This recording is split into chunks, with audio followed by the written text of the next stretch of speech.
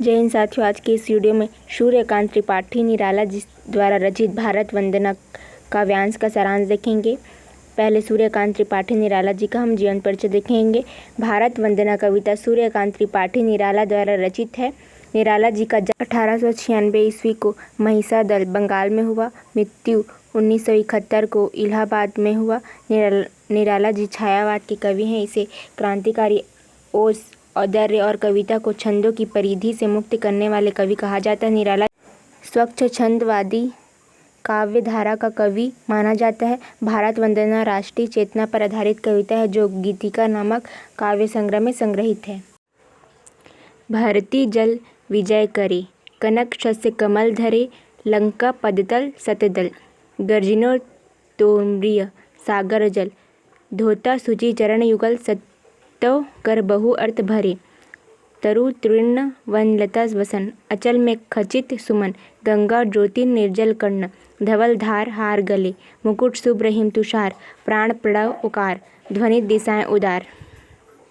इस कविता में निराला ने भारत माता के पारंपरिक नारी रूप को माता सरस्वती के रूप में चित्रित किया है। हिमालय पर्वत, गंगा नदी, तपस्वियों की साधन, असाध्य का मूल, ओकार की ध्वनि, इन सबको राष्ट्रभक्ति से जोड़ा गया है। सूर्यकांत त्रिपाठी निराला के अनुसार देवी सरस्वती के वरदान से ही हमें विजय व सुख समृद्धि प्राप्त होती है। सरस्वती बुद्धि की देवी है जो हमारी बुद्धि को प्रदीप्त करती है। माता के हाथों में जो कमल है वह मानव नए सुनहरी बालियां हैं, अर्थात कमल को सुनहरी धान की बाली के रूप में चित्रित किया गया है।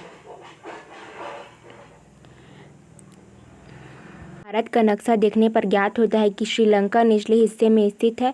यदि देवी की सरस्वती की प्रतिमा भारत के मानचित्र के साथ देखें तो माता के पवित्र चरण जिस कमल पर रखे हैं वही कमल की सैकड़ों पंखुड़ियाँ लंका के समान विराजमान है। अर्थात जो श्रीलंका है क्या है, कमल की पंखुड़ियाँ हैं।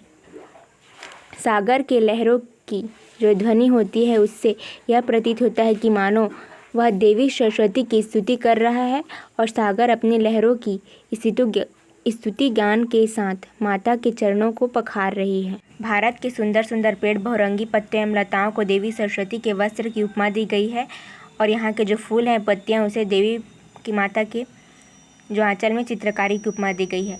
गंगा की धार के पवित्र कर्ण जिसमें सूर्य की किरणें पड़ने से सुंदर मोतियों के समान प्रतीत होती है, उसे कवि ने माता के गले की हार कहा है। बर्फ के ढके हिमालय पर्वत ऐसा प्रतीत हो रहा है मानो कि वे सरस्वती माता के मुकुट हो। हिमालय पर्वत साधकों की साधक स्थल है। यहाँ पर निरंतर ओमकार की ध्वनि गुंजित रहती है। यह साधकों का गान कहा गया। ओमकार की ध्वनि सैकड़ों मुख से मुखरित होकर दसों दिशाओं में गूंज रही है। निराला ने भारत वंदना कविता के माध्यम से माता राष्ट्र भारत का वैभवशाली रूप और प्राकृतिक संपदा सभी की आराधना की है। Thanks for watching video. Please like and subscribe channel. Bye bye. Creates your future.